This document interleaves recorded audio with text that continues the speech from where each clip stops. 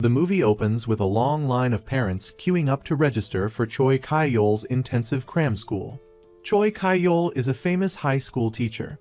Parents have to queue for a long time so their children can attend his extra classes.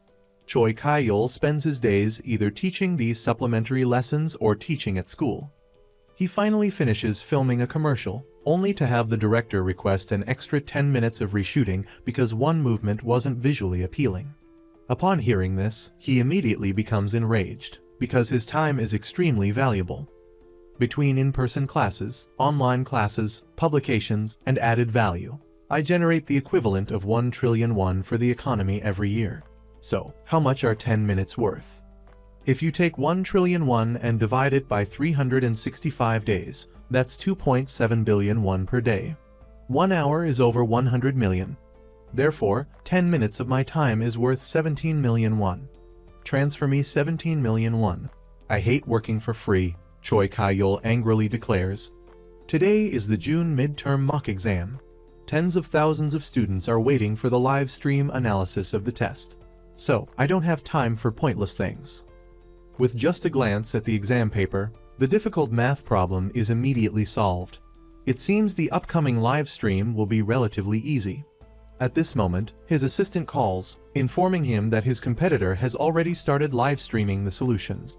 His rival is always trying to undermine Choi Kai-yeol. This time is no exception. He deliberately started his live stream 30 minutes earlier, openly challenging Choi Kai-yeol. Although he usually doesn't pay much attention to his opponent, this time it truly ignites Choi Kai-yeol's fighting spirit. He immediately tells his driver to hit the gas and speed to the live broadcast location. By the time he arrives at the academy, his rival has already reached the 5th question. As soon as Choi Kai-yeol begins his live stream, Mr. Seo's viewership immediately drops, while Choi Kai-yeol's quickly surpasses his rivals in a short period. When his viewers reach over 13,000, Mr. Seo's viewership plummets to just over 1,000, and the numbers continue to decline sharply. Under immense pressure, Mr. Seo loses his composure, leading him to solve a question incorrectly right on the livestream. This completely ruins his lecture. Because of one wrong answer, viewers start questioning all of his previous answers. Thus, Choi Kai-yeol achieves a complete victory in this competition. This is the undeniable power of a master mathematician. Scene change. Elsewhere, 3 students are dejected because of their poor test scores. They feel that this exam was exceptionally difficult. Even the top student in the class found it challenging. At that moment, a female student runs over to provoke them, saying that she missed a 5-point question and complaining that she's upset about getting only a 9.5. The 3 listen in stunned silence, forcing out awkward smiles. After the girl leaves, Hee is furious, wanting to punch her. On the way home, Suo proudly boasts to her mother, "My 3 competitors all failed the test. If nothing changes, I'll definitely be ranked first."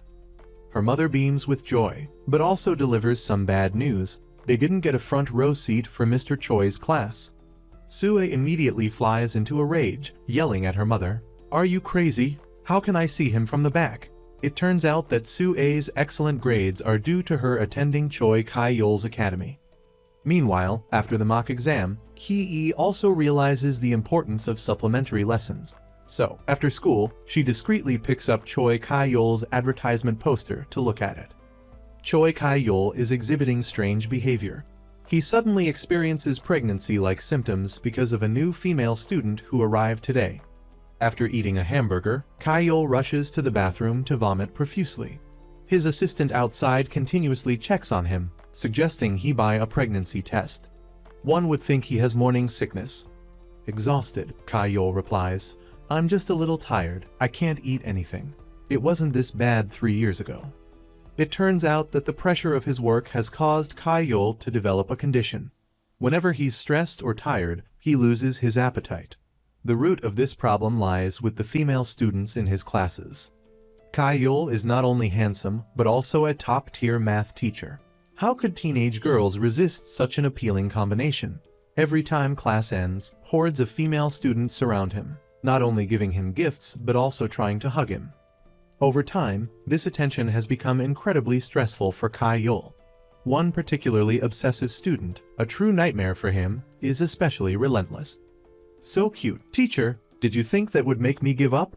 Not a chance," she declares, Joker-like, adding to his pressure. Kyle loathes social interaction, which is why he pours all his energy into teaching. Despite achieving success and becoming a famous teacher, the immense pressure leaves him feeling suffocated.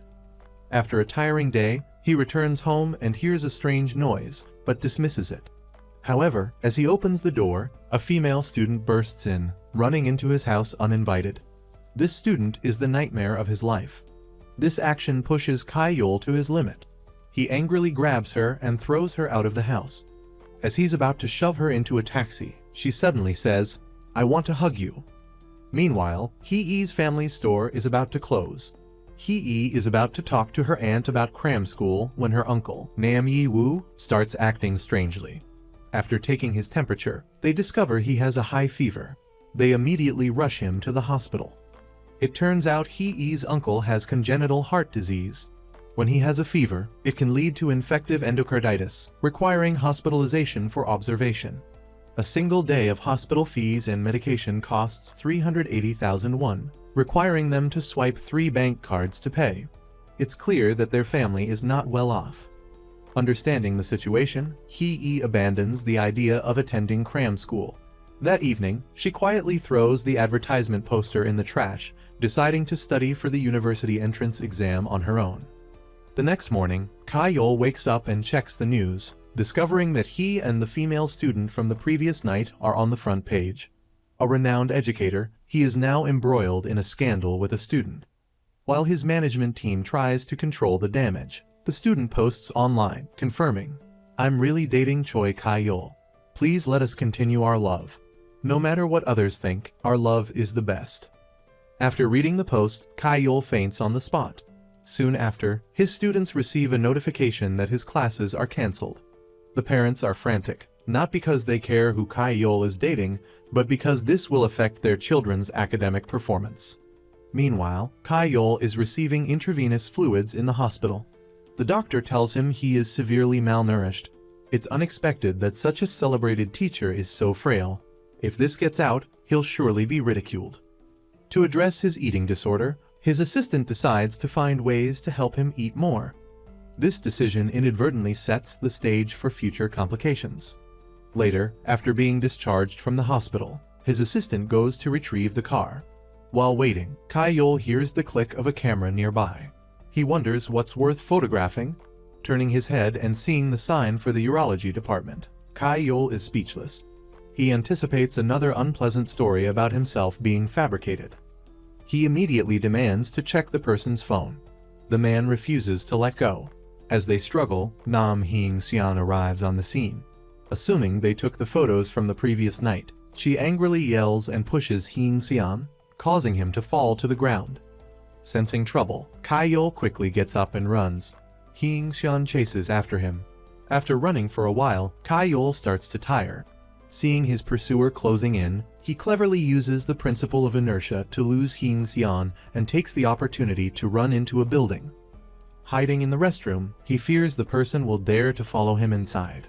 Kyle is so scared he barely breathes. After hearing the security guard chase the person away, he finally dares to check his phone. The result leaves him stunned. It turns out the man was only taking a picture of the design on his jacket.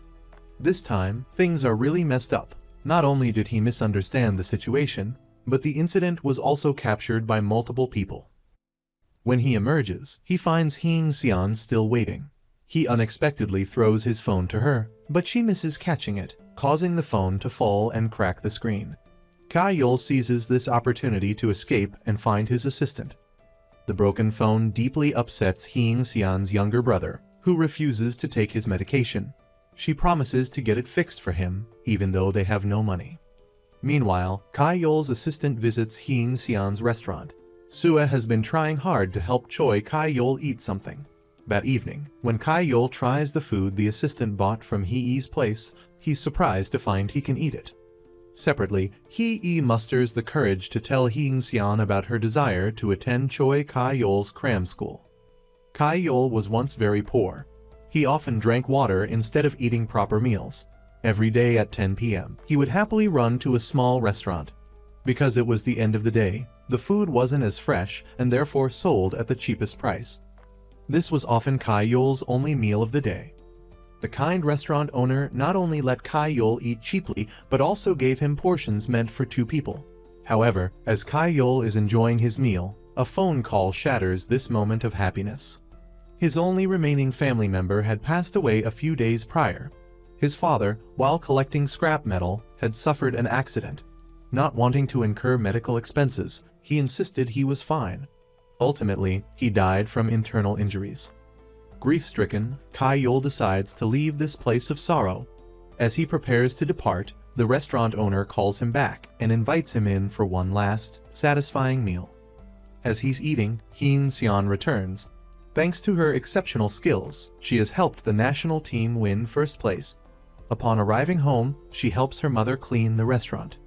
Seeing Kai-Yol eating and crying, Hee-Seon assumes he's heartbroken from a relationship, unaware that this is the beginning of their intertwined fate. At this moment, a little girl standing outside catches Hee-Seon's attention. This child is Hee, the daughter of Hee-Seon's older sister. Her sister had left the child and a letter before disappearing. This is the first time the restaurant owner sees her niece. She asks the little girl if her mother brought her here. When the girl nods, she jumps up and rushes outside. Tragically, she's involved in an accident. From then on, the young Hee-Seon has to shoulder the responsibility of the entire family, forcing her to abandon her career and dreams. After retiring, Hee-Seon becomes the owner of the small restaurant. Single-handedly, she raises her younger brother with intellectual disabilities and her niece. Hee grows up to be understanding and achieves excellent grades. A naturally gifted student, she tops her school. However, due to their modest circumstances, she can't afford extra tutoring like her classmates, causing her grades to fall behind.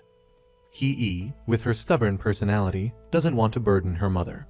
But feeling overwhelmed, she finally tells Hee-Seon, "Just let me attend one class." Looking at the child she took in years ago, now grown and about to take the university entrance exam, Hee-Seon feels both happy and heartbroken. She can't provide for Hee as fully as other parents can. The next day, Kai-Yol personally visits the restaurant. At that moment, Hee-Seon, the owner, is instructing her staff and brother on how to register for Kai-Yol's summer math cram school. Upon arriving, Kai-Yol recognizes the owner as the woman who chased him relentlessly down the street the other day. Although she sees 2 suspicious figures, Kai-Yol manages to escape before Hee-Seon can clearly identify him. After realizing the restaurant owner is Hee-Seon, he resolves never to set foot in the place again. As a result, the next day, he was so hungry he felt dizzy and lightheaded, forcing him to disguise himself and return to the restaurant. However, Hee-Seon had closed the restaurant to register her daughter for classes. Therefore, Kai-Yol unfortunately arrived when the restaurant was closed. Later, Hee-Seon said she would open at 12 o'clock. Even though he was starving, he obediently waited at the door for 5 hours. Finally, he got the meal he desired. But what bothered him was that earlier, while choosing his food, he overheard the owner discussing her brother's broken phone screen with the food server. She seemed to be doing well, yet she couldn't even afford to buy her brother a phone. Feeling responsible, Kai-Yol decided to buy a new phone and bring it to the restaurant the next day. After buying a meal, he came up with a bizarre excuse to give her the phone. The scene then shifts to Kai-Yol meeting an old friend on his way to a bookstore. After their conversation, he remembered a former student who had died because of him. This seemed to be a deep-seated trauma for him. It was this trauma that caused Kai-Yol's picky eating habits and forced him to abandon his initial ideals. However, Kai-Yol still strives to ensure his lectures are the best they can be and help as many students as possible achieve the highest scores. Meanwhile, Hee-Seon was also very confused. A person who had only come to buy food twice was so generous. This made Hee-Seon both happy and surprised. After the staff in the restaurant learned about this, they gossiped excitedly, saying that this was definitely love. This man must have been struck by love at first sight. For someone who had been single for over 30 years like Hee-Seon, this was completely unbelievable. But right now, she just wanted to do a good job as a mother until her daughter finished university. Therefore, even though she knew the man liked her, she decided to wait until the next time they met to return the phone. However, when Choi Kai-yol came to the restaurant again, Hee-seon suddenly became like a shy young girl. She took the token of affection Kai-yol had given her from behind the counter and then went over to Kai-yol, indicating she wanted to talk to him. Kai-yol, feeling curious, told her to go ahead. Suddenly, Hee-seon's attitude changed. While Hee-seon didn't recognize the man, her brother, who still held a grudge over the broken phone, recognized him instantly. As a result, when her brother revealed his identity, Kai-yol also became flustered. But at this moment, Hee-seon quickly ran over and grabbed him, pulling off his hat. Now, Hee-seon also recognized his face as the phone thief. Kai-yol explained that it was a misunderstanding, which was why he bought her a new phone. Refusing to listen to his explanation, Hee-seon made him take the phone back and yelled at him to get out of her restaurant. Just then, the restaurant's front window exploded, sending shards of glass everywhere. Hee-seon shielded her brother and signaled for everyone to duck. Then, a metal marble rolled onto the restaurant floor. The perpetrator was hidden somewhere unknown. Later, the police asked the owner if there was anyone she suspected, for example, someone who hated her deeply. But Hee-seon denied it. She said she lived a very virtuous life. Hearing this, the police officer didn't believe her, especially since just moments ago, on the way to the police station to give her statement, she was practically wrestling with Choi Kai-yol inside the police car over the phone incident. She acted like a tigress. At this point, Choi Kai-yol, who had been silent for a while, spoke up. He asked the police officer to speak with him privately. He told the officer that he himself was likely the target. Seeing the officer's doubtful look, Choi Kai-yol nodded resolutely and took off his hat. "Who are you?" the puzzled police officer asked. He lowered his voice and explained that he was a famous person with a certain social standing, making him an easy target. However, the officer just replied, "So, who are you, exactly?" Seeing his assistant arrive to explain, Kai-yol felt like he had found a lifeline. Embarrassed and feeling wronged, he practically collapsed into his assistant's arms. This scene left Hee-seon completely bewildered. Even after leaving the police station, she continued to look at the two of them with a strange expression. Kai-yol didn't get home until midnight. He used his logic to analyze how the criminal managed to shatter the glass. Based on the velocity and trajectory, the perpetrator had to have been standing at least 10 meters away. After analyzing the situation, Kai-yol decided to visit the scene the next day to investigate further. At midnight, Sun Yi was still diligently taking pictures of his study materials to send to his close friend. His mother suddenly entered his room and discovered what he was doing. Furious, she questioned him, "Why are you taking pictures of the test for her? Don't you know she's your competition? Wake up." Before she could finish, he yelled, "Enough, I'm so tired. Dad was pressured into divorcing you, and my brother is getting weirder and weirder because of you." His mother's behavior terrified Sun Yi. Not long before, the cram school had opened a new class for high-achieving students. Upon hearing this, the mothers buzzed with excitement. They all believed that joining this class would further enhance their children's academic performance. So, they pulled all their strings to secure a spot for their kids in this class. Getting into the elite class was equivalent to securing admission to Seoul National University. Hee-seon knew this well. She called her daughter to ask if she wanted to apply for the class. However, Hee was worried about the tuition fees. She knew that even the math tutoring fees alone were a burden on her mother. Hee-seon told her daughter not to worry too much about money. Money wasn't everything. There was also gold and diamonds. Meanwhile, Kai-yol's team was developing specialized materials for the cram school. The entire team worked through the night, selecting the most likely math problems for the exam. Hee-seon waited late into the night for the person she was expecting, but they didn't show. She called Choi Kai-yol, but his assistant answered the phone. Upon learning that they were still working diligently, even skipping dinner, Hee-seon decided to make some late-night snacks for everyone as a thank you.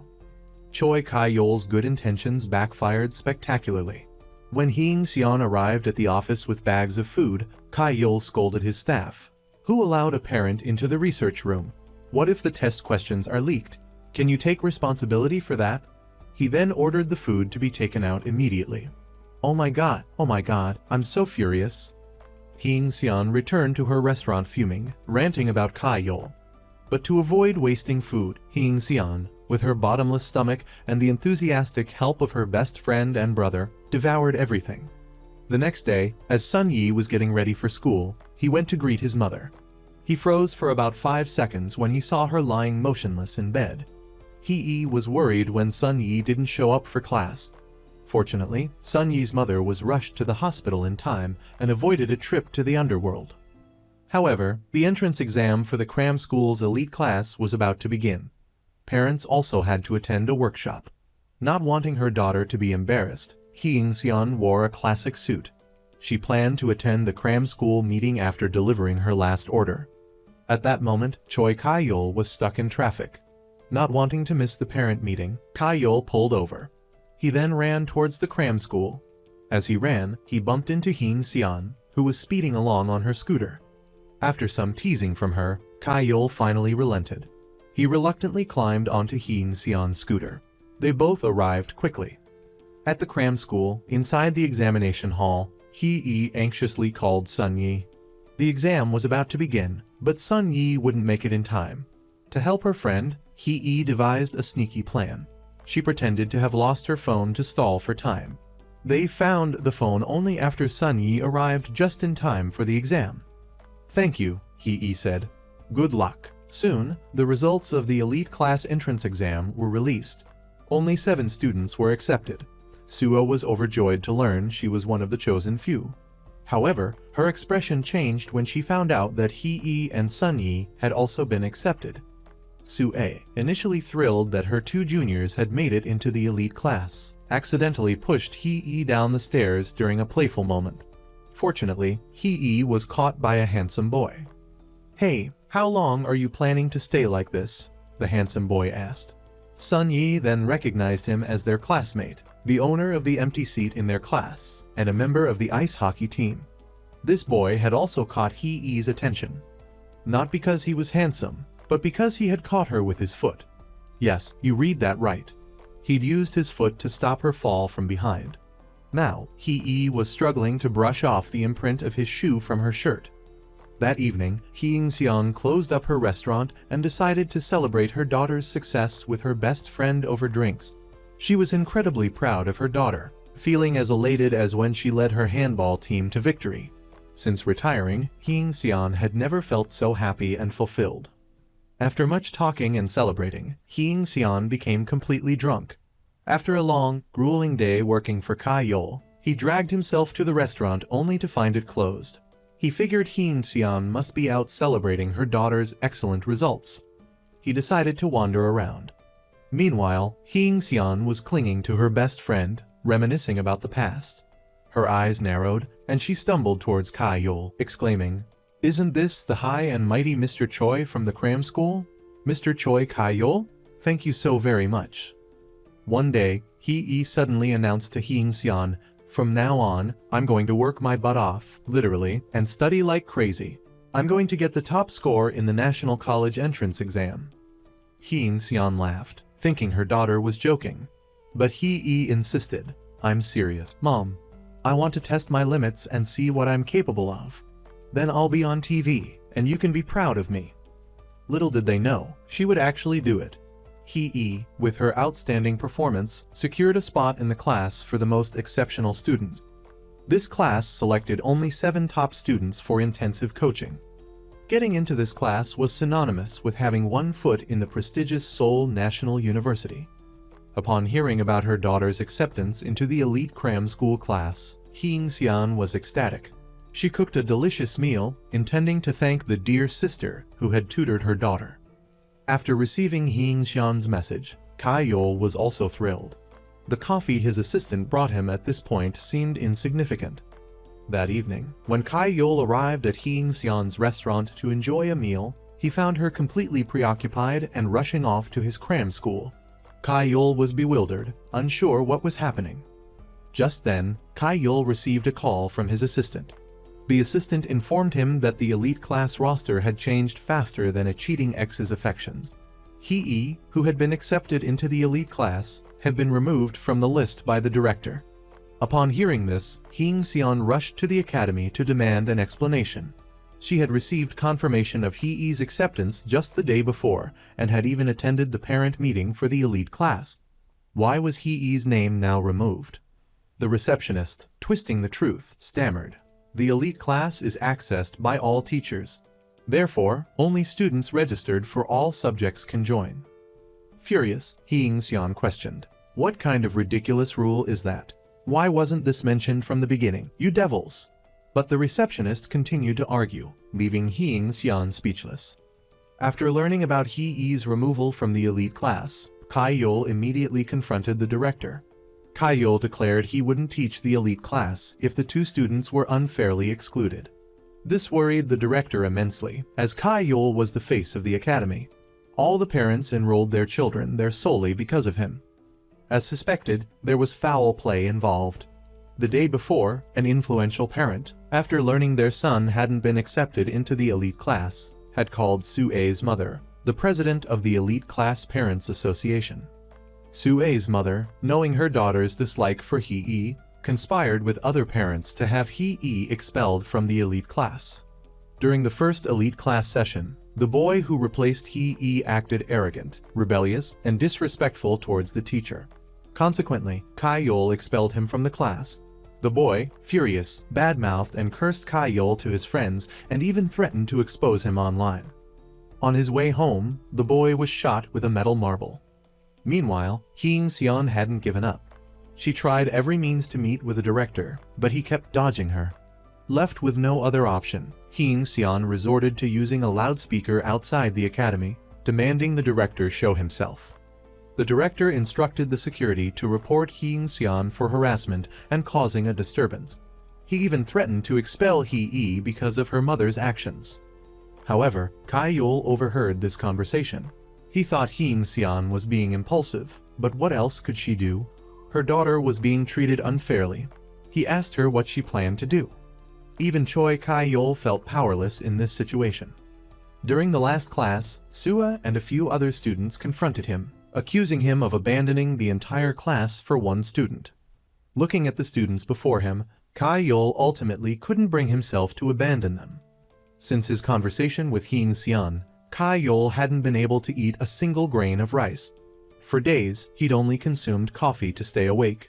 However, due to lack of proper nutrition, he made mistakes during his lectures, which led the boy who replaced Hee to start challenging him.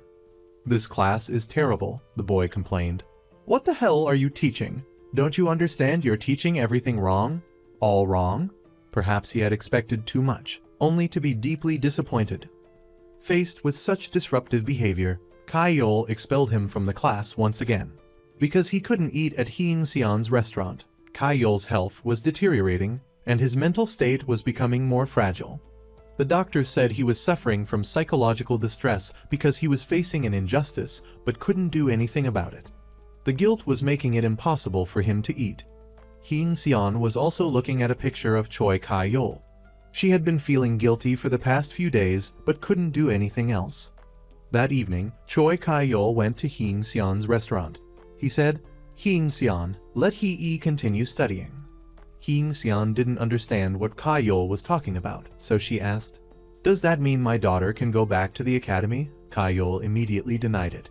Although Hee couldn't return to the academy, Kai-yul decided to tutor her privately.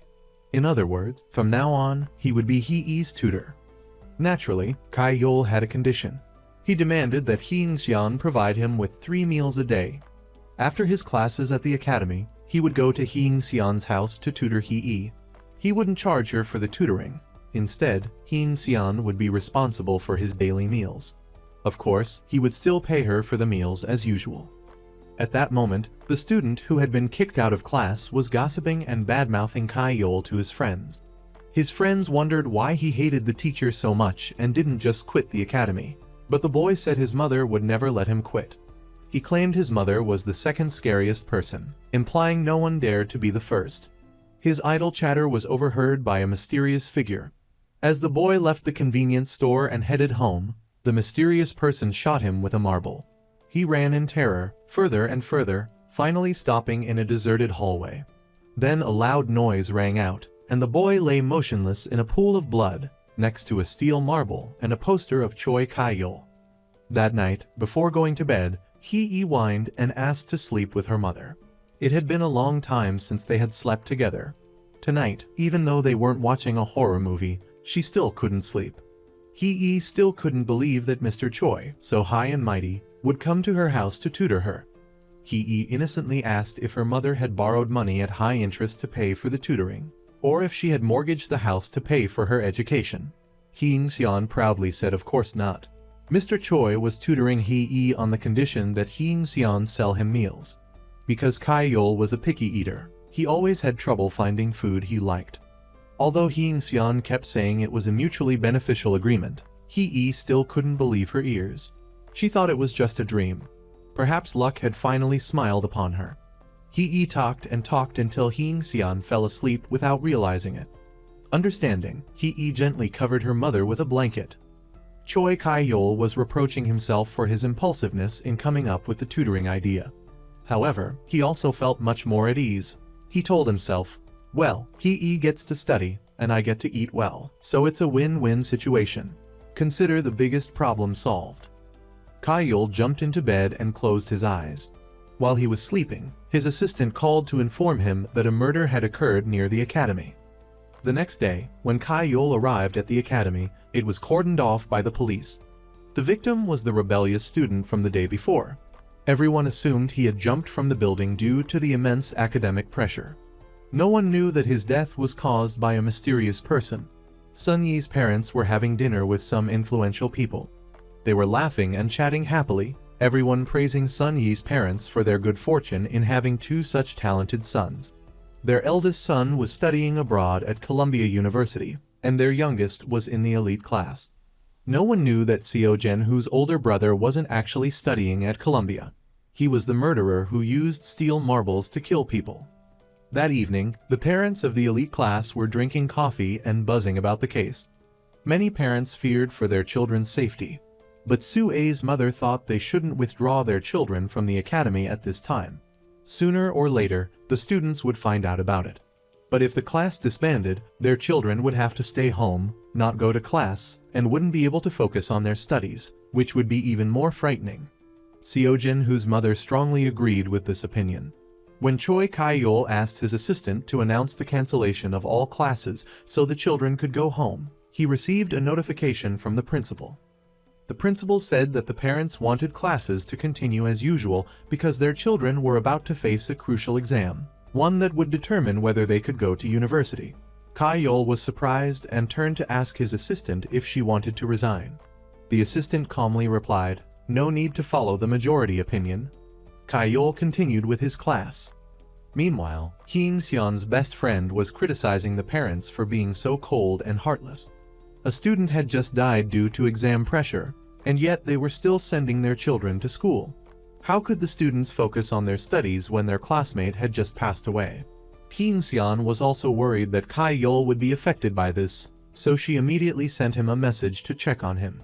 She also said that if he wasn't feeling well, he didn't need to tutor Hee for the next 2 days. Kai-yeol said he was fine and promised to tutor Hee as scheduled. The atmosphere in the elite class that day was extremely heavy. The children were deeply affected by the morning's horrific incident. When Choi Kai-yeol returned home, he couldn't sleep despite taking sleeping pills. The next day, he went for a run early in the morning and then went to his office to sleep. His female assistant, arriving early for work, was startled to find Kai-yeol sleeping on the sofa. She advised him not to overwork himself and affect his health. At that moment, Kai-yeol suddenly remembered that he had to tutor Hee that evening. To keep his tutoring a secret, he gave his assistant his card and offered to buy her morning coffee. While she was out getting coffee, he printed out his materials. At school, Seo Jin-woo was trying to get close to Hee, making Sun Yi unhappy. In the restroom, Sun Yi asked Seo Jin-woo why he kept asking Hee for help with his studies and not Sue, who was also a very good student.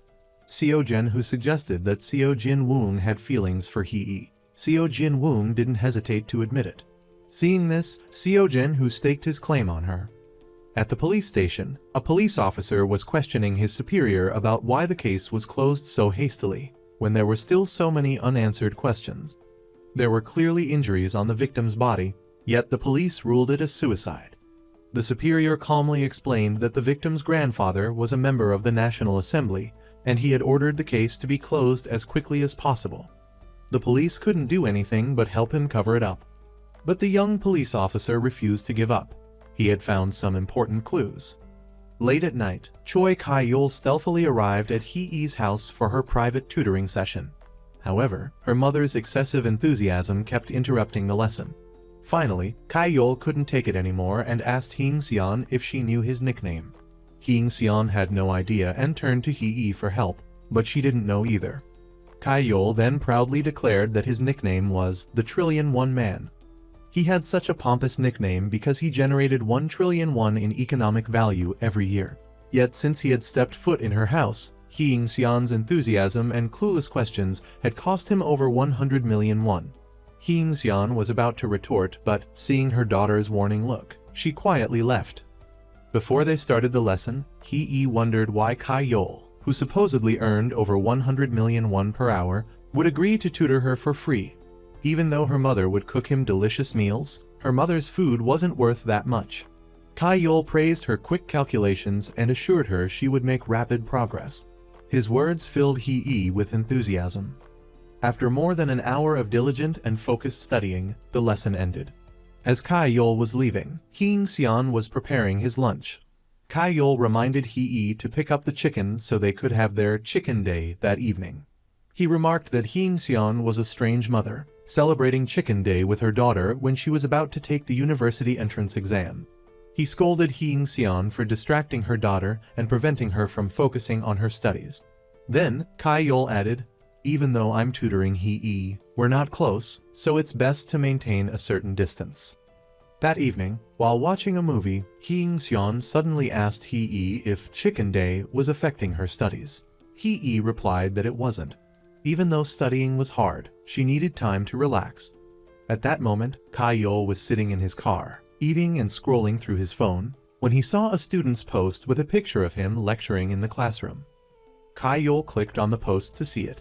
The next day, Hee-ee arrived at the cafe while watching a nature documentary.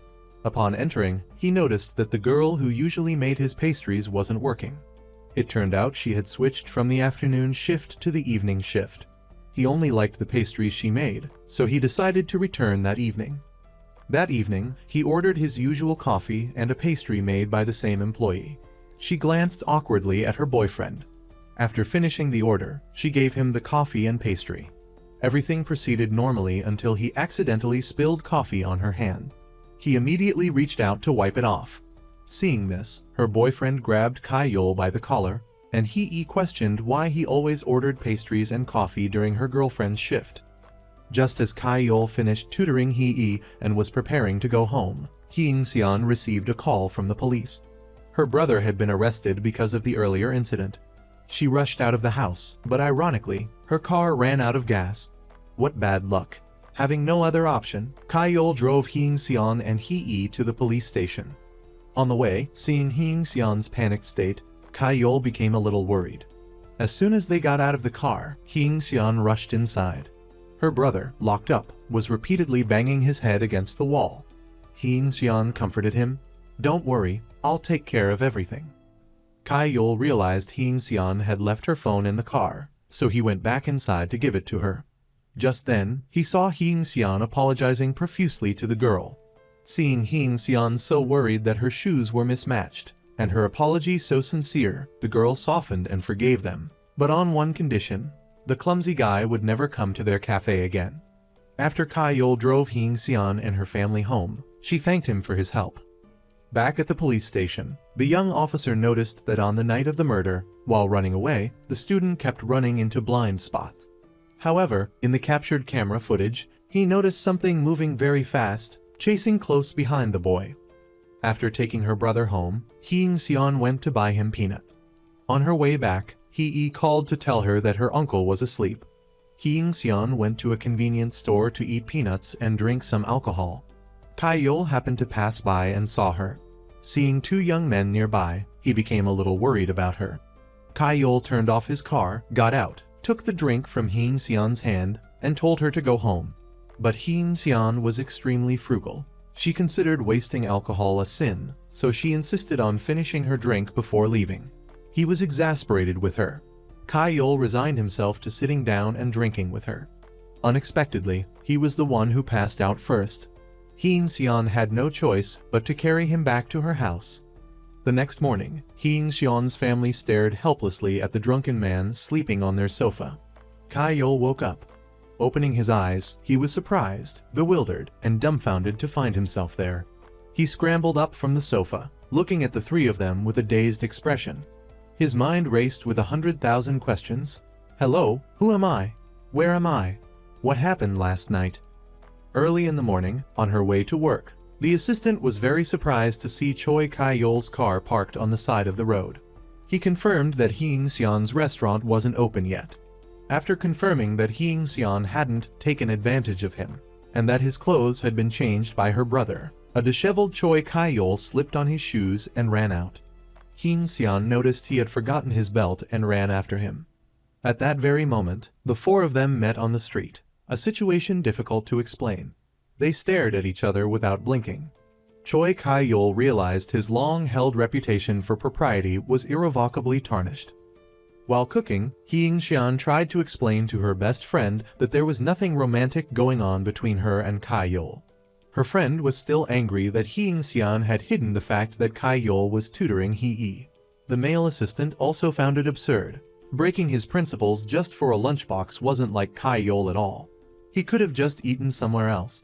Kai-yul immediately denied this, explaining that he did it out of guilt for Hee being removed from the elite class.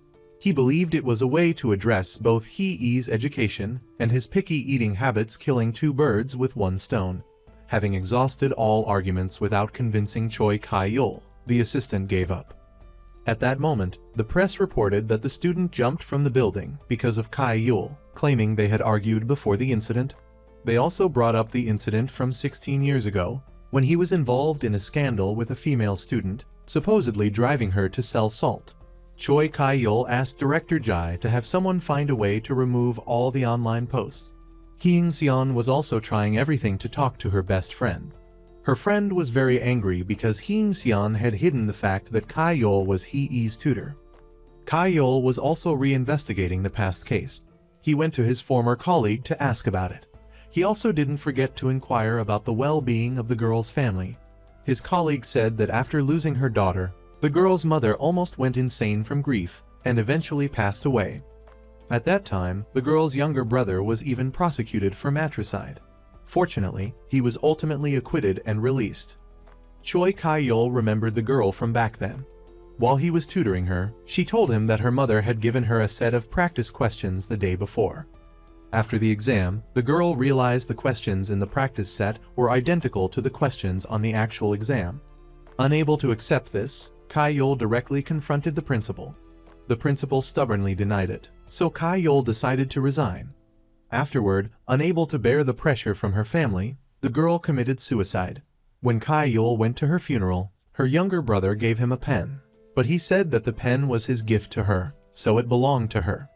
Early the next morning, Hee-seon went to the market to buy ingredients to make porridge for Choi Kai-yul. When she brought it to his place, Hee-seon was afraid it would spoil if left outside for too long, so she rang the doorbell. It took a while for Kai-yul to open the door. At the tutoring center, a teacher was gossiping about the rumors surrounding Choi Kai-yul, unaware that he was standing right behind him. Hee interrupted everyone. Kai-yul walked towards him. Everyone thought Kai-yul would hit him, but he only threatened him. On the weekend, Hee-seon's family went camping. Unexpectedly, Kai-yul was also fishing there. Thanks to Hee-seon's enthusiasm, Kai-yul eventually warmed up to them. At the end of the day, Kai-yul drove her family home. When Kai-yul arrived at Hee-seon's store to tutor Hee, Sue and her mother followed and spied on them. Hee-seon happened to see this, so she quickly told Kai-yul to pretend to come to the store to buy food, but the store was already closed. The next day, the school awarded certificates of merit to the top students in the 11th grade. That outstanding student was Hee. After hearing the news, Hee-seon was overjoyed. She immediately called Choi Kai-yul to tell him the good news and invited him to Hee's celebratory dinner. At lunchtime, everyone was buzzing about Sue being defeated by Hee in the September exam. At that moment, Sue suddenly had a stomachache and had to be rushed to the hospital. The doctor diagnosed her with indigestion from drinking too many energy drinks. After returning home, Sue told her mother about Hee taking the top spot. Upon hearing this, her mother called Sun Yi's mother, asking her to manage Sun Yi so he wouldn't share tutoring materials with Hee. In this exam, Hee ranked first in the entire grade, while Seojin, who was pushed down to 20th place. Seojin, whose mother immediately called her son to warn him. She threatened to deal with Hee and her mother if this continued. 2 police officers were eating noodles at a convenience store when they suddenly noticed something and rushed back to review the case. The store's security camera had captured images of the suspect following the male student on that fateful night. After the tutoring session ended, Choi Kai-yeol was invited by Hee Seon's family to attend Hee's celebratory dinner. Choi Kai-yeol wasn't fond of crowds, so when Hee Seon invited him, he initially intended to decline. However, upon hearing that there would be pig's feet at the party, he changed his mind. To liven up the party, Hee Seon's best friend suggested a game for the men and women. Since Choi Kai-yeol's team was short one person, they called Director Jai. Kai-yeol kept making excuses that his team lost because they were short-handed.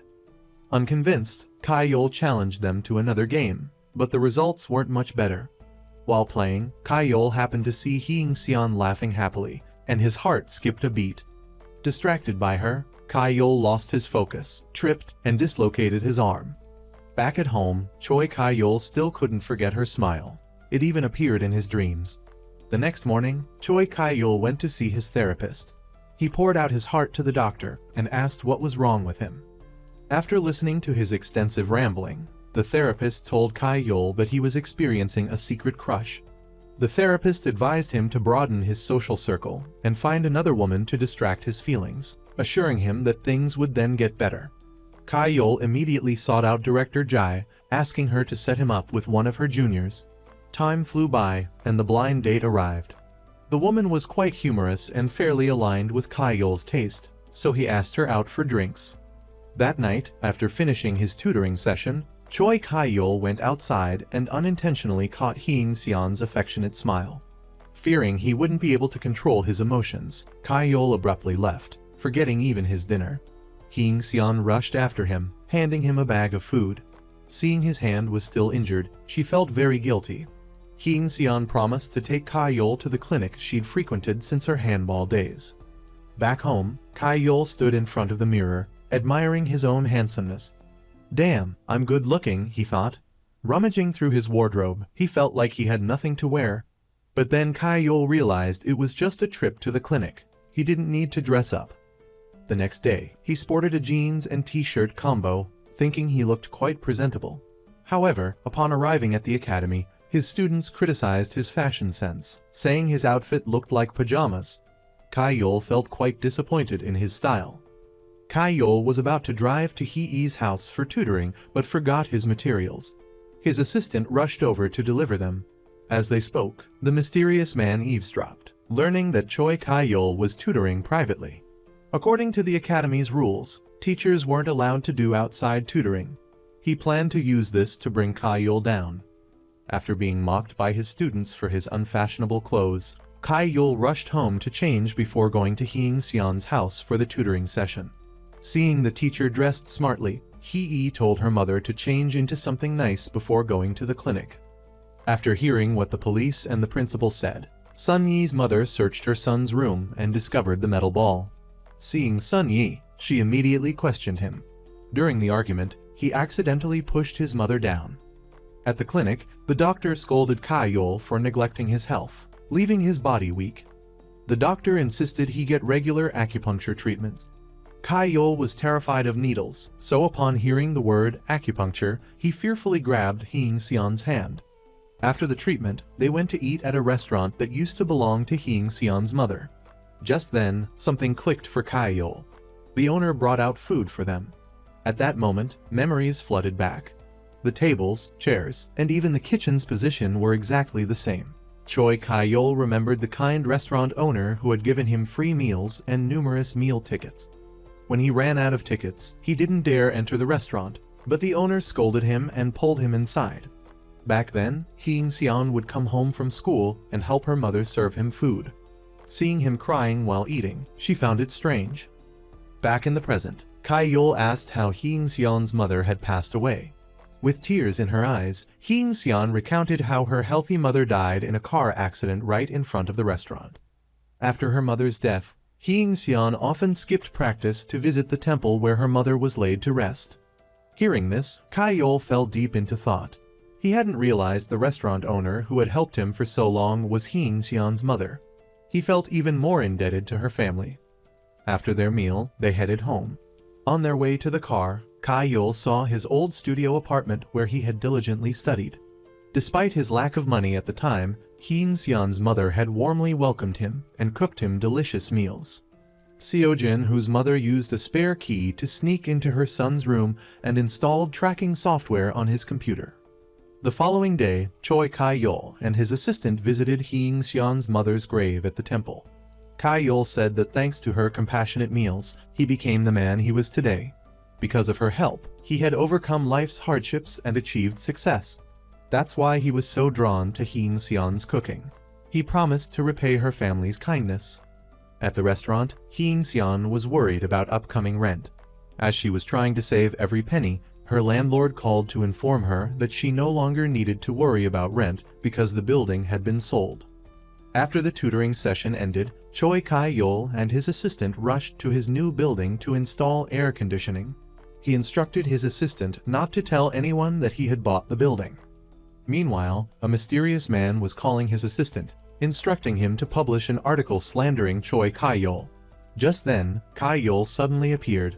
He had been subjected to the man's fabricated accusations and slander time and time again. This time, unable to contain his emotions any longer, Ka-yeol punched the man, leaving him dazed. He threatened to sue for defamation and slander if the man dared to target Hee again. With that, he turned and left. Ka-yeol continued to tutor Hee as usual. He feigned ignorance, asking about the new air conditioner. How thick-skinned, Hyung-seon explained that the new landlord had installed it and even have the rent. Talk about perfect timing. Ka-yeol then suggested a celebratory dinner. Hee found Mr. Choi acting strangely. When Hyung-seon questioned why he was treating her family to such a luxurious restaurant, Ka-yeol casually replied, "I'm so happy that your house has a new air conditioner." This nonsensical answer left Hyung-seon with a forced smile. Being in such a fancy restaurant for the first time made Hyung-seon's family uncomfortable.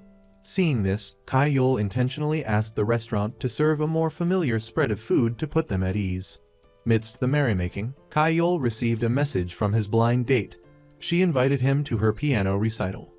The next day, as Hyung-seon strolled to her store, she saw Ka-yeol's assistant talking to her former landlord. She immediately guessed that Ka-yeol had bought the building. Hyung-seon confided in her best friend, believing Ka-yeol to be kind-hearted for offering such affordable rent.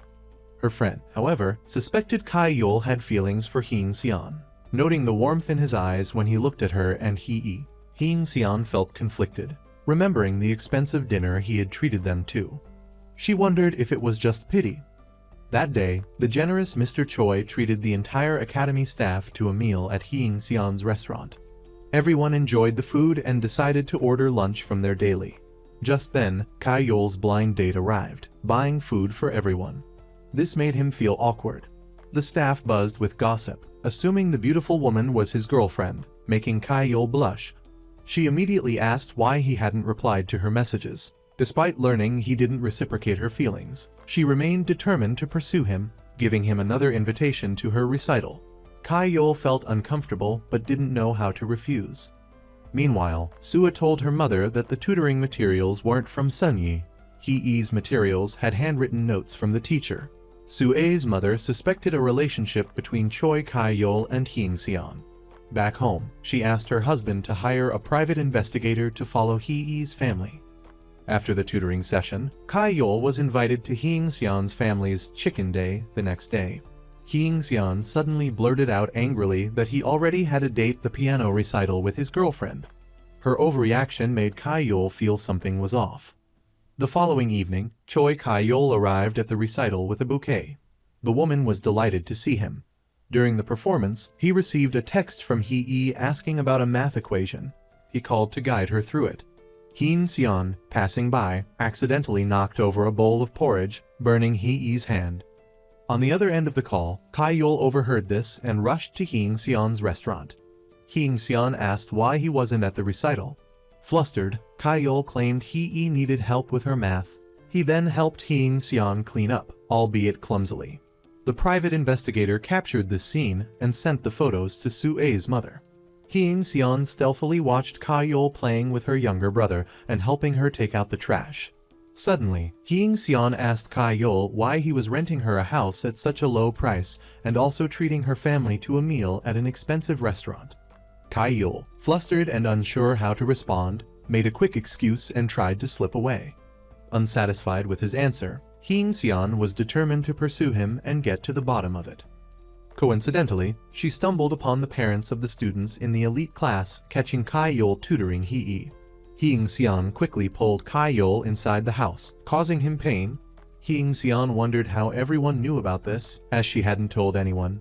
Ka-yeol stood up and asked everyone to come to his office to resolve the matter. Left alone at home, Hee-seon worriedly waited, unsure what had happened to Ka-yeol. She paced back and forth, repeatedly calling him, but he didn't answer even though she let it ring and ring. At the office, the parents bombarded Ka-yeol with a barrage of questions. First, Ka-yeol admitted that he was tutoring Hee without charging any fees. Furthermore, he argued that tutoring during his personal time did not violate his contract with the academy. Next was the issue of the study materials. He explained that the study materials were prepared by him personally and therefore did not infringe on any intellectual property rights. Despite explaining himself until he was hoarse, the stubborn parents refused to listen. Hee-seon arrived at the office to rescue Ka-yeol. Overwhelmed with worry for the teacher, she tried to convince everyone that she was the one who had pleaded with Ka-yeol to tutor Hee. Seeing this, Ka-yeol quickly pulled Hee-seon outside and then called his assistant to handle the situation. Ka-yeol went to the emergency exit and told her to go home, saying he would handle the matter himself. But Hee-seon refused to leave. She couldn't stand by and let them attack him like that. Exasperated, Ka-yeol urged her to leave, fearing she would only cause more trouble for both of them. At that moment, the parents were gathered at a chicken restaurant, gossiping excitedly about Ka-yeol's situation. They insisted that what he was doing was wrong, very wrong. Soo-ae's mother, unable to contain herself, pulled out her phone and called the principal. One of the parents suddenly mentioned Seo-jin, noting that they hadn't seen her in a while. Seo-jin's mother had just arrived home when her eldest son, Hye, also arrived. Seeing the fear in her son's face, she immediately asked him where he had been. Hye didn't say a word, but ran straight to his room. He huddled in a corner, still trembling from the recent events that had spiraled out of his control. Meanwhile, Ka-yeol sat alone, lost in thought. He felt a pang of regret for having rashly challenged the parents. He thought that it would have been better to have shut them down and appeased them with a more reasonable approach. The next day, upon arriving at his office, Ka-yeol found the principal waiting for him. The principal asked him to stop tutoring Hee, explaining that if he didn't, the parents in the cram school class would boycott him en masse. Ka-yeol was indignant. Why wouldn't they want their children to learn from someone as talented as him? It was ridiculous. The parents not only decided which students could attend classes and which couldn't, but they even wanted to interfere in the teachers' personal lives. Furious, Ka-yeol resigned from the elite class. The principal tried to appease him, but an angry Ka-yeol sent him away. After careful consideration, Hee-seon called Ka-yeol and told him that he didn't need to tutor Hee for the time being. But before Hee-seon could finish expressing her gratitude, Ka-yeol interrupted, saying he couldn't act so irresponsibly. Hee-seon wondered why both he and Hee had changed their attitudes faster than an ex-lover could flip a switch. Hee's mood wasn't much better after learning about the situation. Hee's best friend rushed over to confirm the truth. She was deeply saddened that the person she considered her closest friend had kept such an important matter from her. After receiving a phone call from the principal. When Soo-ae's mother learned that Ka-yeol would be quitting the elite class, she was furious. She couldn't understand why he would abandon an entire class of students for one poor student. Her husband then turned and asked if Mr. Choi had feelings for Hee-ee's mother.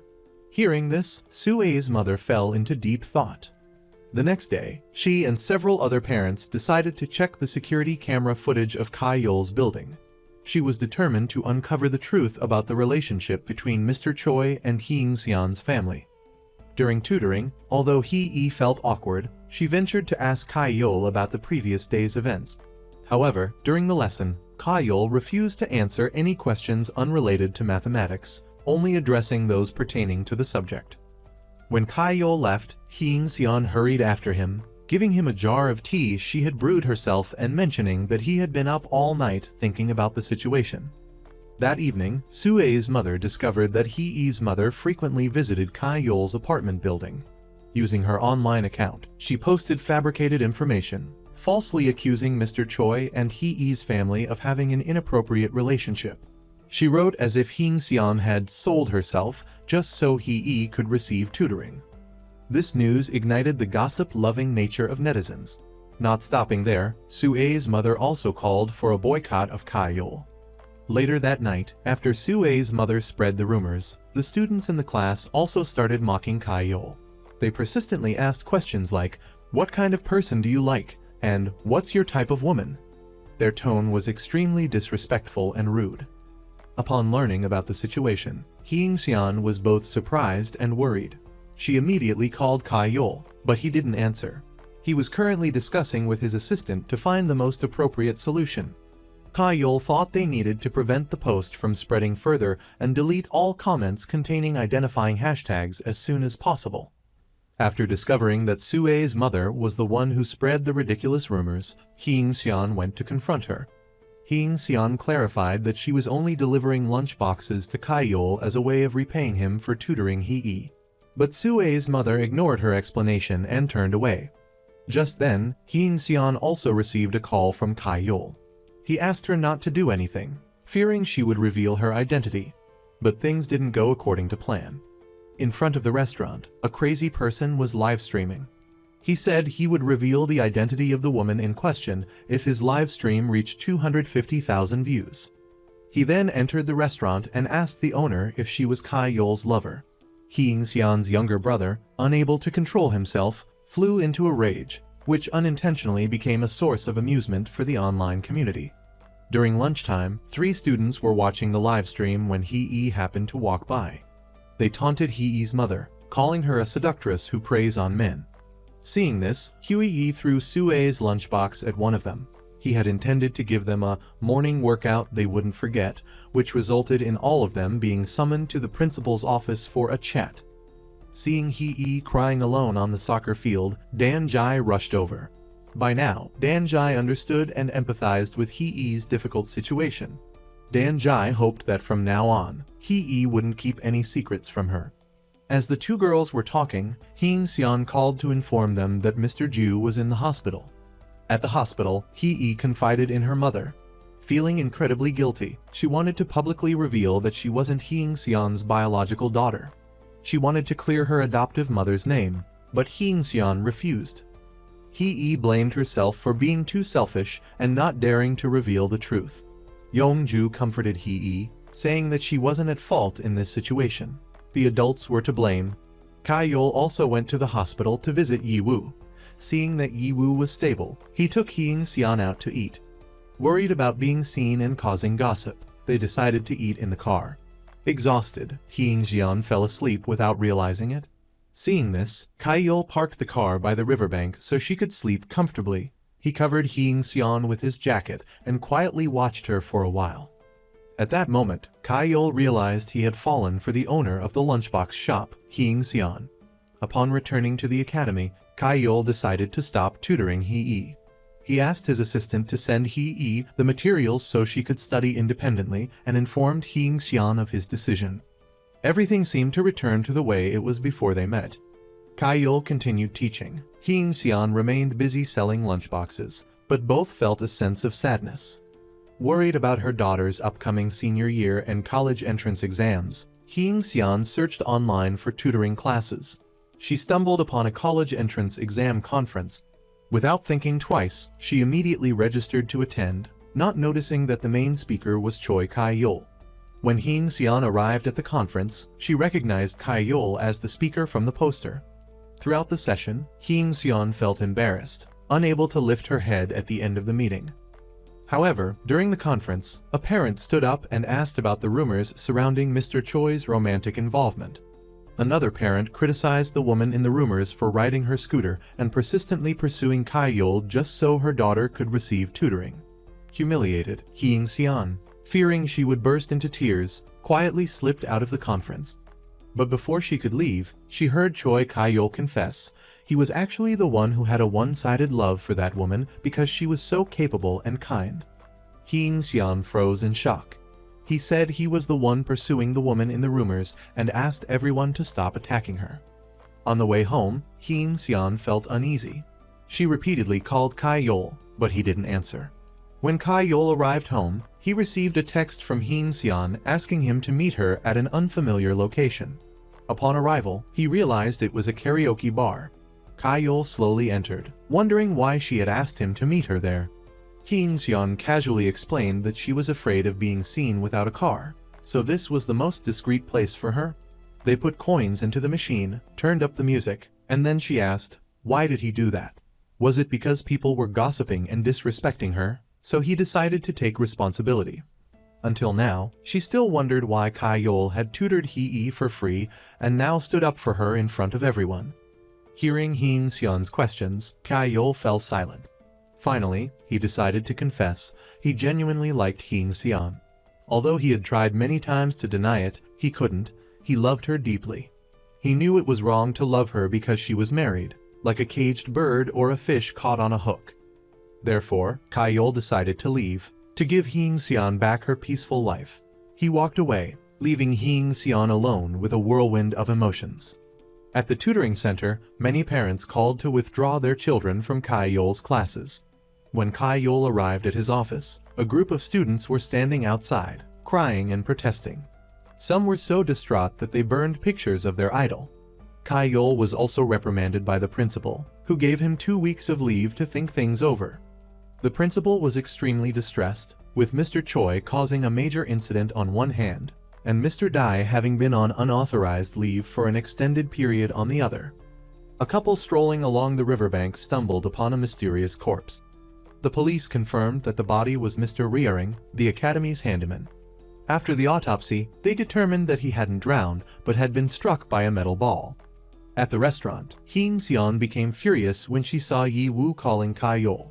She snatched the phone and forbade Yi Wu from contacting Kai-yol again. Yi Wu protested, arguing that Kai-yol was very kind to him. But Hing Xian threatened to confiscate his phone if he continued to contact Kai-yol. Left with no choice, Yi Wu reluctantly agreed. Yi Wu complained to Hee, calling Hing Xian cruel and wicked for preventing him from calling Kai-yol. He then stormed off to his room in a huff. Meanwhile, Kai-yol was trying to solve math problems, but he couldn't focus. He couldn't go to Hing Xian's restaurant, and he had nothing to eat at home. Kai-yol decided to walk to the supermarket to buy instant noodles. There, he ran into a former colleague. The colleague mocked him for eating instant noodles despite earning a high salary. Finding himself with free time, Kai-yol invited his former colleague for a few drinks and to reminisce. The two old friends hadn't seen each other in a long time, but they didn't have much to say. They simply sat together, raising their glasses to drown their sorrows.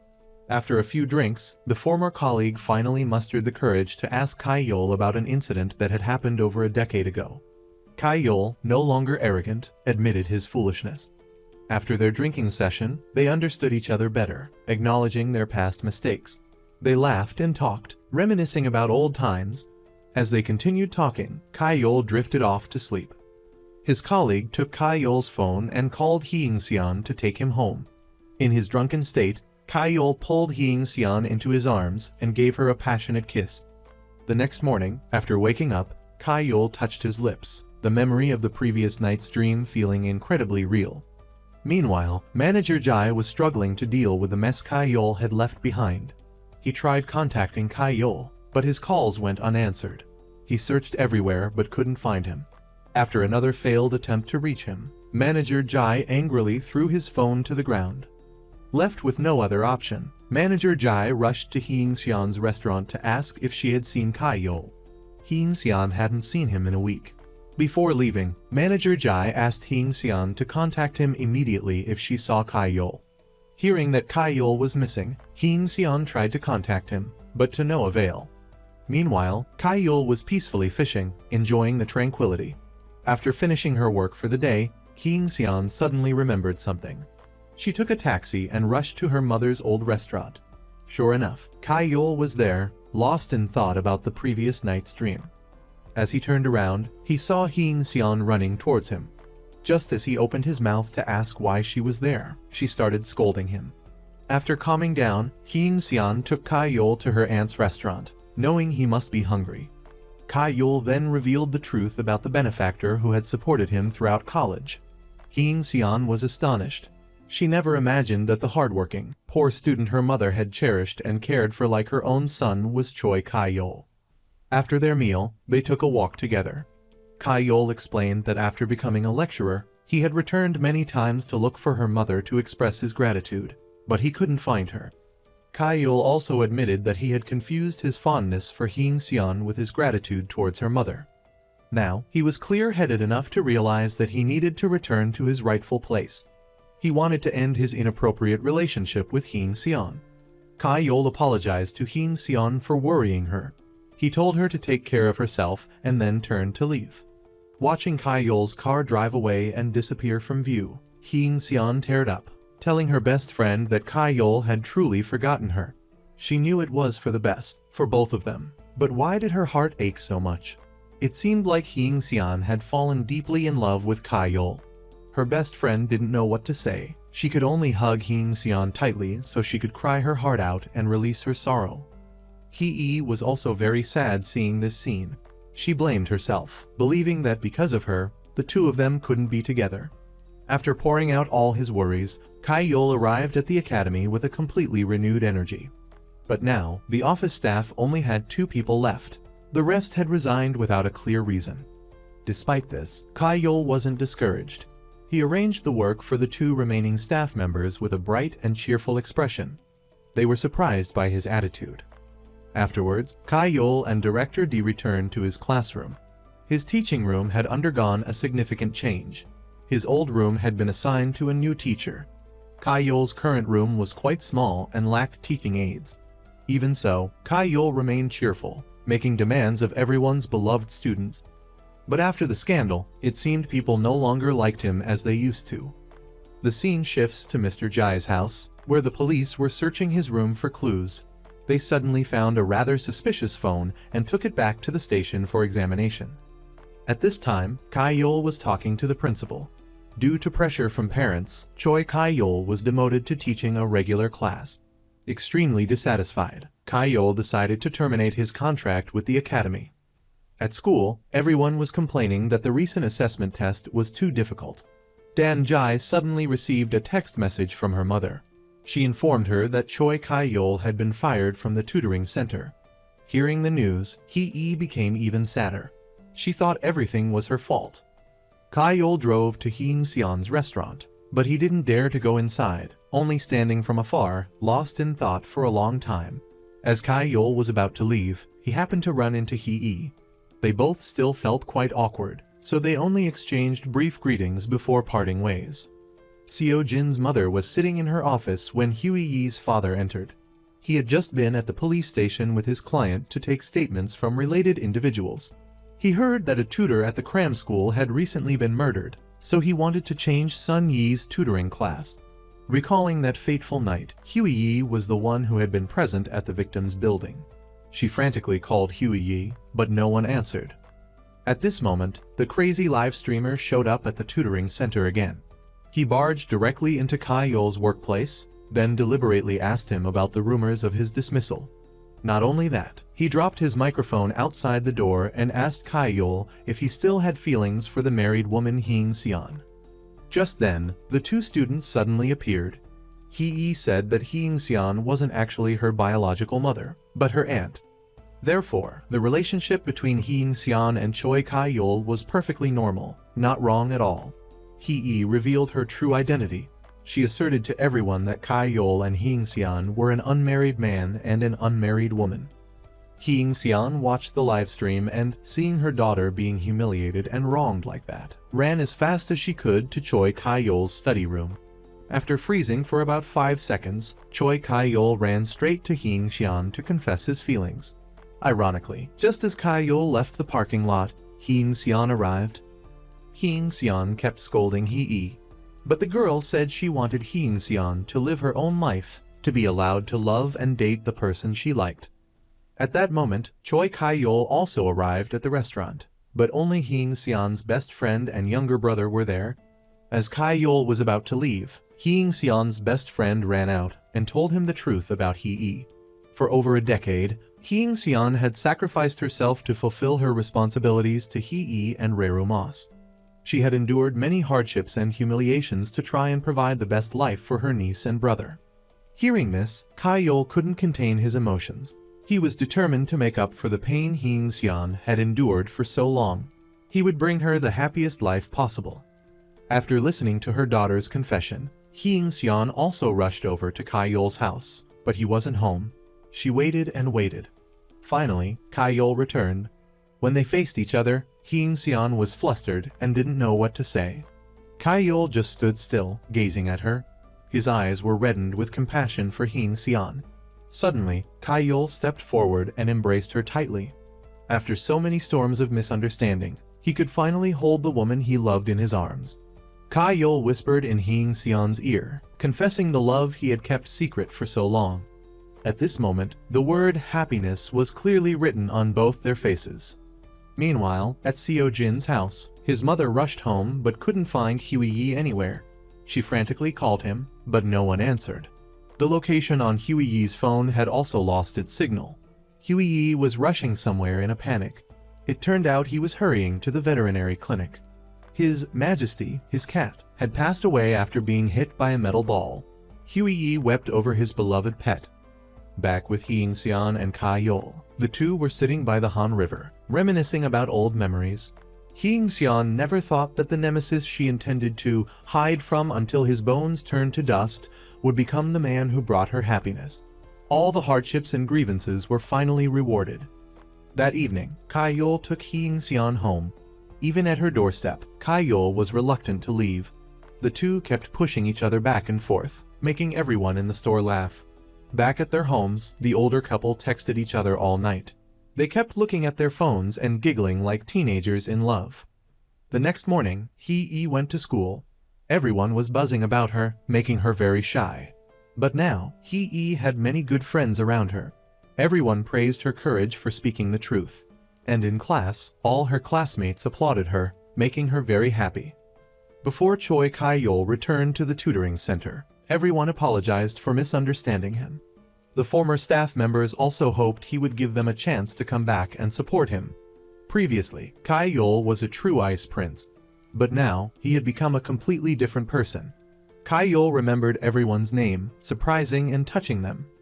The principal also came to ask Kai Yol to return to the tutoring classes. He also informed Kai Yol that Mr. Jin had been murdered. Kai Yol was so shocked that his jaw dropped. The police had also discovered a mysterious person in black who appeared at the victim's apartment on the night of Mr. Jin's murder. The unique parents group was complaining that the new teacher at the tutoring center was so boring that their Little Leopard's academic performance had plummeted. Everyone hoped Mr. Choi would return to teach. Although not long ago, they were the ones who spread false rumors to bring him down. They flocked to Hing Xian's restaurant to apologize to her and ask her to persuade Kai Yol to return to teaching the class. On his way to Hee's house for tutoring, Choi Kai Yol passed by the academy, recalling his days working there. A wave of nostalgia washed over him. He arrived for the lesson with a bouquet of flowers for Hing Xian, leaving her utterly flustered and unable to focus on cooking. She carried her happiness with her as she prepared dinner. Choi Kai Yol pulled Yi Wu, presumably Hing Xian, outside for a walk so they could have some private time. They looked like two teenagers newly in love. Kai Yol playfully asked Hing Xian to feed him. After dinner, he went to the new tutoring center to discuss matters with the principal. The principal pleaded with Kai Yol to stay, but he had made up his mind. He decided to return to the old center because if he taught there, he would be accepted into the elite class. This was despite the fact that they had turned their backs on him when he was in trouble. After being rejected by Mr. Choi, the principal wanted to expose him on social media. At school, Jin-Hoo was praised by his homeroom teacher for his rapid progress. The teacher even promised to fulfill one of Jin-Hoo's wishes if he got into college. But Jin-Hoo didn't want to make a deal with the teacher.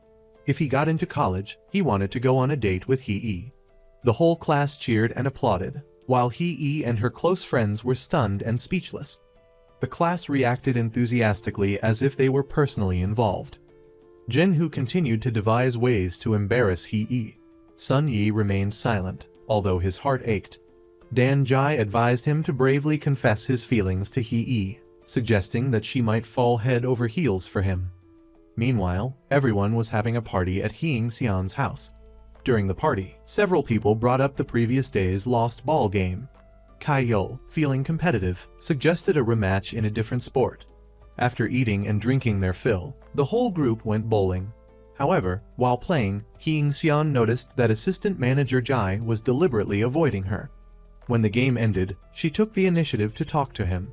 But she was met with a cold attitude. Assistant manager Jai believed that because of Hee Seon, Kai-yeol had missed the opportunity to work at a better place and had instead returned to the center that had betrayed them.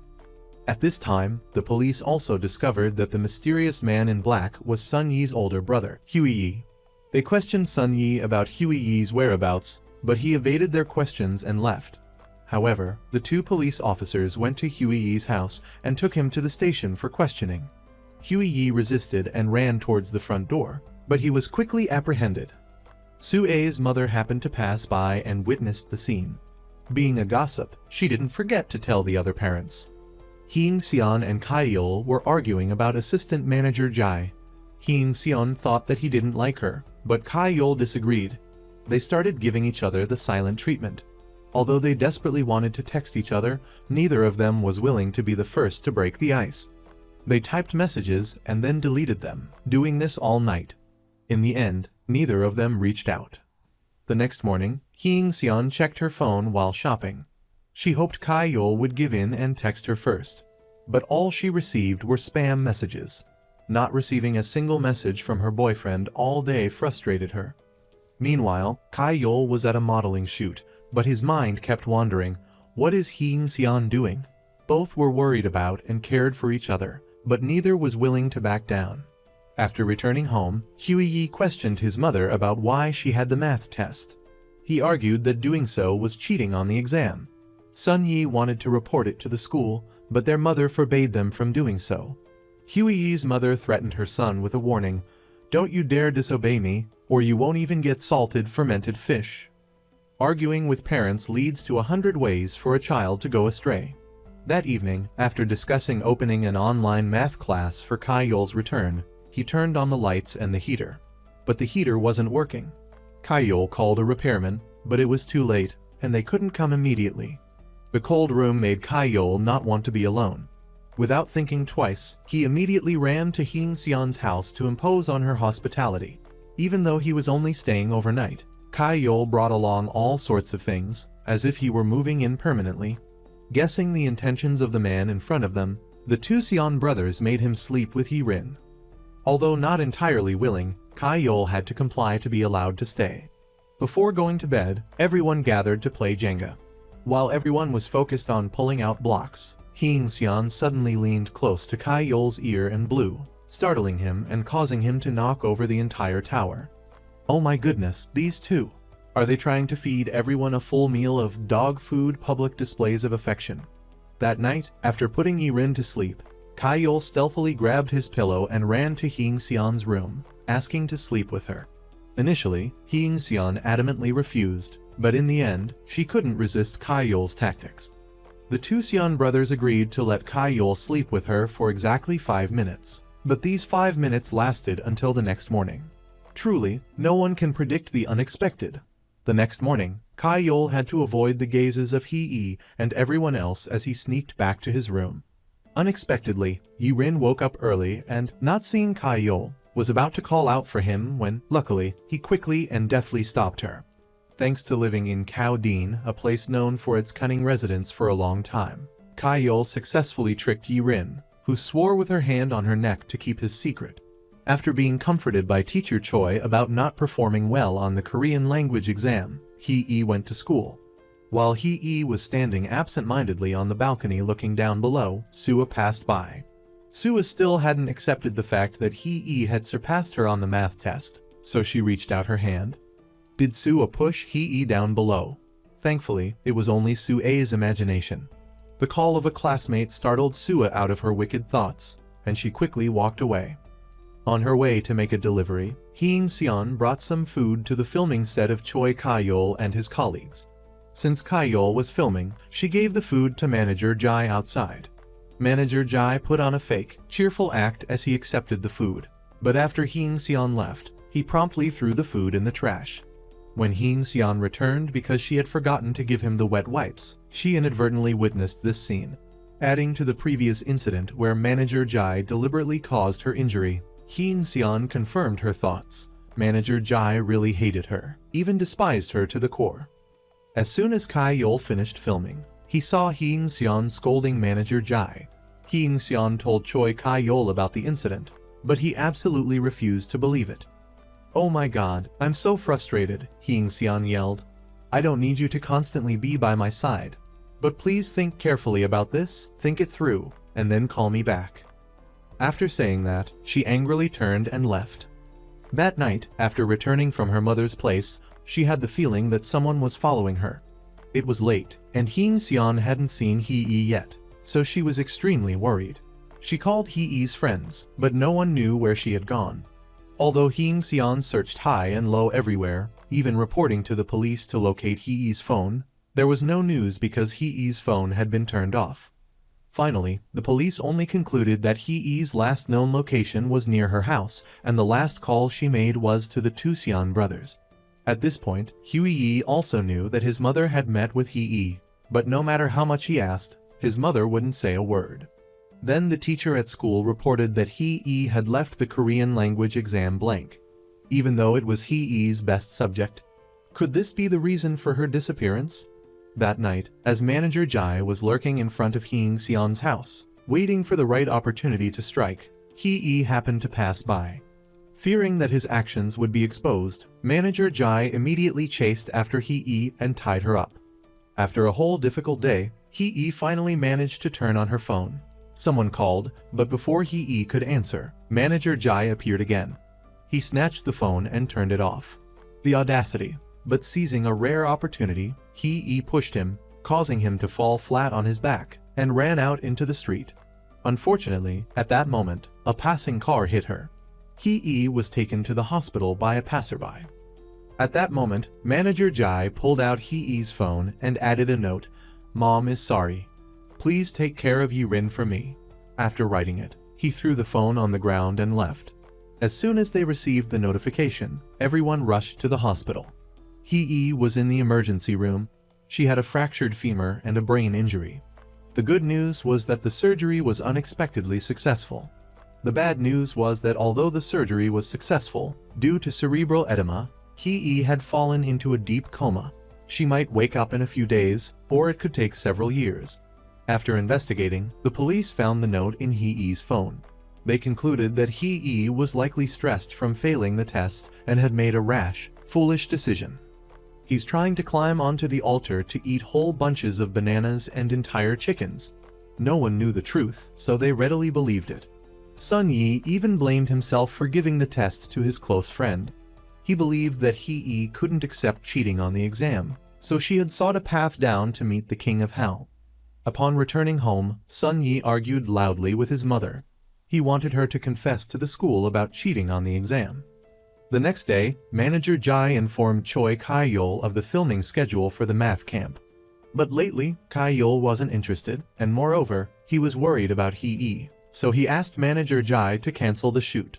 Manager Jai agreed obediently, but when he went outside, he still told the principal that Kai-yol was just busy with something and that the filming would proceed as usual. Upon receiving the notification, Kai-yol asked Manager Jai in confusion, but he slyly said that the principal wouldn't allow the shoot to be cancelled. that he had already made appointments, so no matter what, everything had to proceed. On the other hand, Hee-Xian was trying to explain. She firmly believed that Hee would never do anything reckless. Certainly, that note wasn't written by Hee, because Hee only called Yi-Rin Yu and never Yi-Rin. Moreover, there was ink on Hee's hand. But before Hee-Xian could finish her sentence, the police officer interrupted her, saying she wasn't Hee's biological mother. After investigating, he found that Hee-Xian often made Hee run errands, making her deliver food everywhere. Abuse isn't just hitting and yelling. Hee-Xian's tears welled up. Although she felt incredibly wronged at this moment, she still tried to hold back her tears and explain to the two police officers. It wasn't until Kai-Yol intervened that the two of them finally sat down and listened. The opinions of you two don't matter. How others accuse me, what they think of me. Right now I just want everyone to stand up and demand justice for Hee. While talking on the phone with the principal, Kai-Yol mentioned that he had asked Manager Jai to postpone the filming, but the principal was surprised, saying that Manager Jai had never mentioned it. At this point, everything was almost revealed. Choi Kai-Yol suddenly realized that he had misunderstood Hee-Xian. Kai-Yol immediately went to find Manager Jai to get to the bottom of it. Manager Jai, with tears streaming down his face, said that he had done it only out of concern for Choi Kai-Yol. He didn't want Kai-Yol's reputation to be tarnished because of Hee-Xian. Up until now, Kai-Yol had made too many exceptions for Hee-Xian. Finally reaching his breaking point, Choi Kai-Yol bluntly said that it wasn't because of Hee-Xian, but because he had changed. Kai-Yol knew that he was a trillionaire boy, but he was also a slave to his work. He always felt an immense emptiness inside. Not only did Manager Jai not understand, but he also argued with Kai-Yol. During the argument, Manager Jai blurted out, "Hee isn't even dead." Because of this, Choi Kai-Yol realized his true nature. He resolutely wanted to sever his relationship with Manager Jai. At that moment, Kai-Yol was invited by the police to the station for tea because he was connected to several assassination attempts. The police believed that all the recent assassination attempts were connected to Kai-Yol, so they wanted to examine his hands. According to their investigation, the perpetrator had a large callus on their hand. Meanwhile, Manager Jai was also fuming because Kai-Yol wasn't following his instructions. It turned out that Manager Jai was the younger brother of the student who had died years ago. After his mother became mentally unstable, he had mercilessly sent her to meet the King of Hell. Seeing how much his sister trusted Teacher Cho, he found a way to approach him and become his assistant. After Sun Yi confessed to cheating on the exam, reporters immediately swarmed in front of his mother's company like flies on dung. Stepping out the door, Huey-Yi's mother was in a state of bewilderment, not understanding what had happened. Huey-Yi's father immediately rushed to his wife's rescue. The students' parents were also very upset about this. The school administration had to apologize to appease everyone. But Sue-A's mother absolutely refused to accept it. She demanded that Hee-Yi's score be reviewed and that the scores of the other students be adjusted. Hee-Xian was adjusting Hee-Yi's leg when she suddenly noticed signs of movement in her hand. The two Xian brothers embraced the hope that their daughter would soon wake up.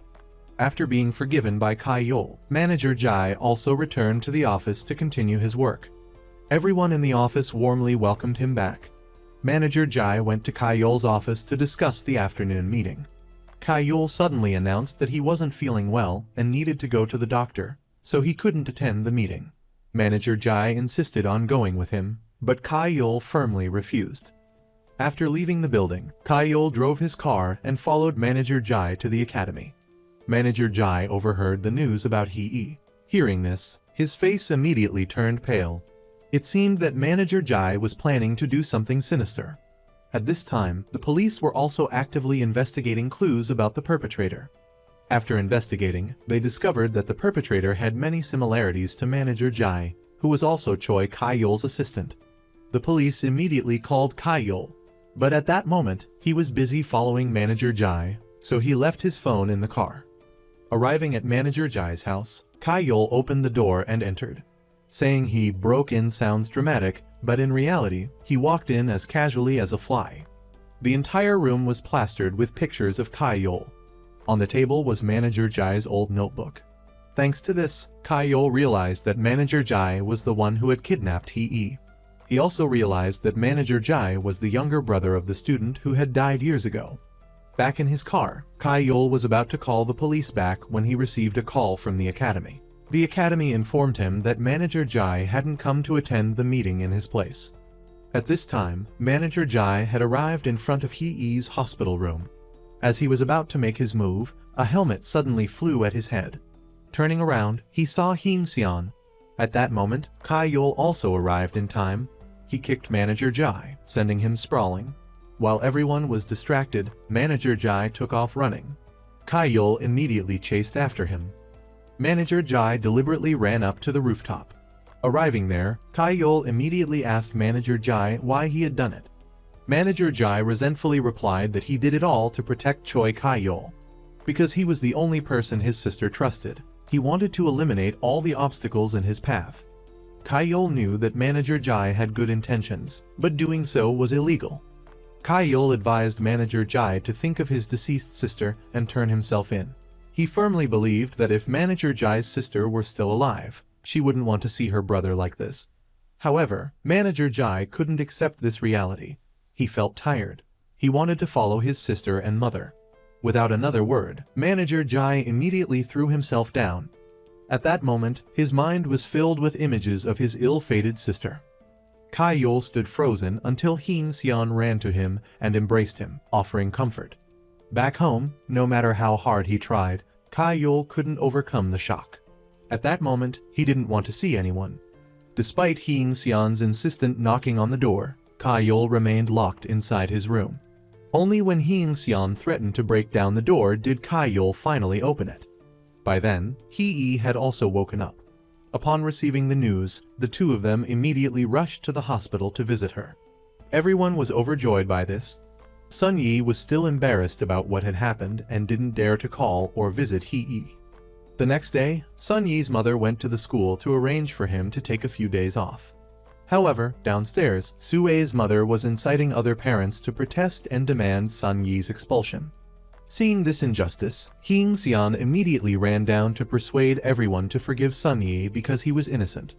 Not only that, but Sun-yi had been very honest in confessing all the wrongs his mother had committed. Sun-yi had also witnessed this scene himself. The following day, Sun-yi mustered up the courage to visit Hee-ee. He felt guilty as Hee-ee's best friend for visiting her so late. Sun-yi also informed her that he had withdrawn from school. At that moment, Hee-ee didn't know how to advise Sun-yi. She respected her friend's decision.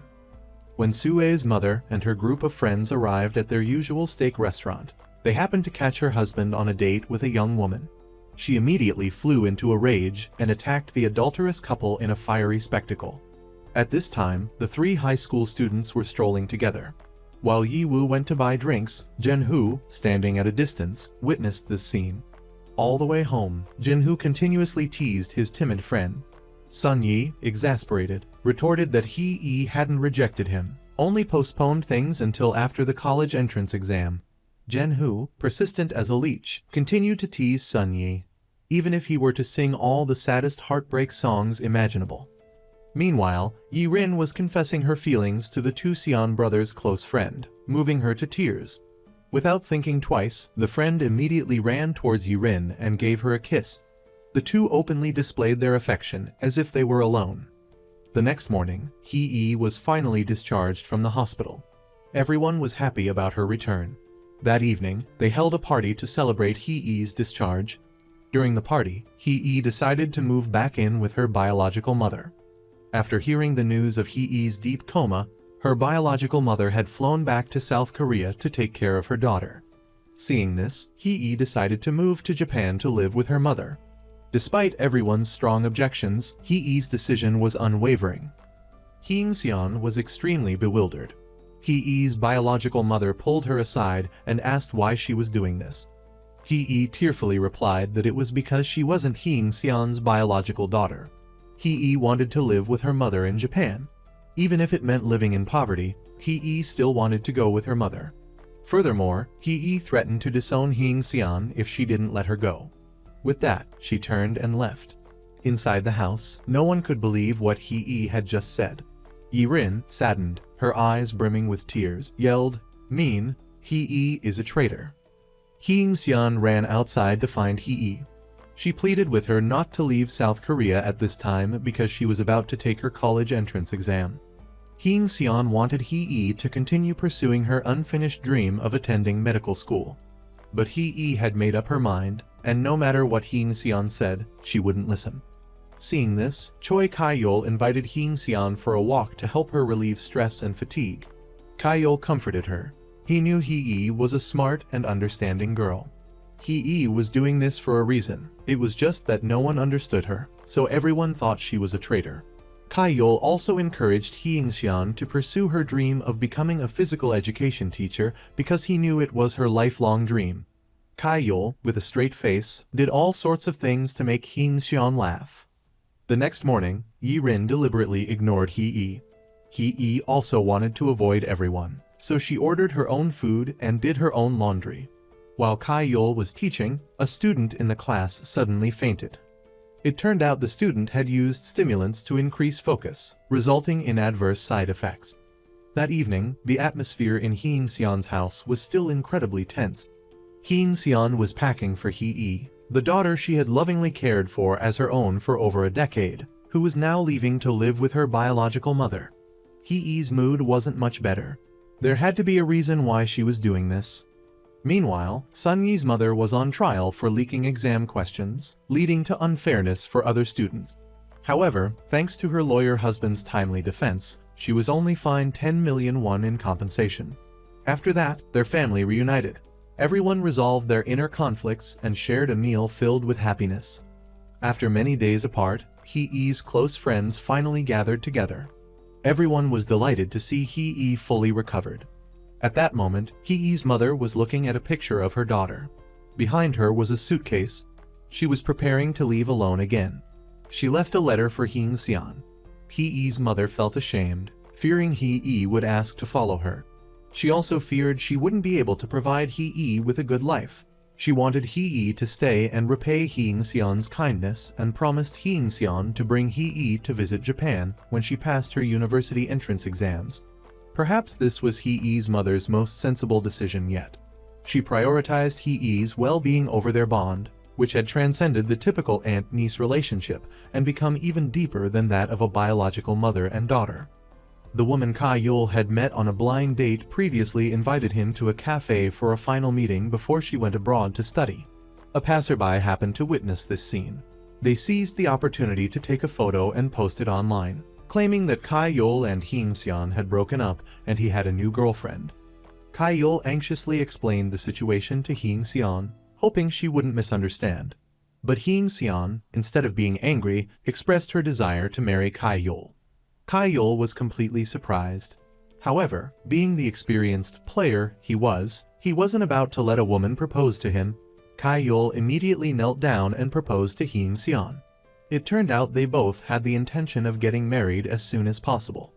After everything, Kye-yeol put a ring on the finger of the woman he loved more than himself. Soon, Hee's exam day arrived.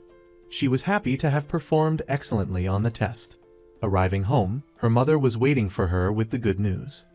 2 years passed, and Kye-yeol continued to dedicate himself to teaching. Sue and Hee both passed the medical school entrance exams as they had wished. Hee had to fulfill his military service, leaving only Jinhoo still drifting, having not yet been accepted into any university. Every year, the group of friends held a party to ward off bad luck. Hee-seon had also become a physical education teacher, fulfilling her lifelong dream. After work, she was picked up by her loving husband. In addition, Sue had finally opened her heart to Jinhoo's advances. Hee also decided to become a part of Huey's life. The drama ended with everyone paired up. Truly, the law of karma spares no one.